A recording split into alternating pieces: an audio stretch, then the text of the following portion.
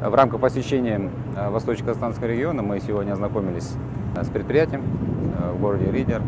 Основная задача была проинспектировать текущее состояние по условиям труда работников. Мы здесь видим, что применяются стандарты безопасного труда. С этого года был принят закон по поручению главы государства о введении специальных социальных выплат.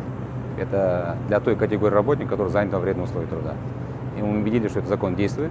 Мы поговорили с несколькими работниками, которые данных выплат уже им воспользовались и получают соответствующие выплаты как со стороны государственного бюджета, так и со стороны, получается, работодателя и страховых компаний. Кроме того, мы обсудили здесь вопросы, связанные с работой на высоте.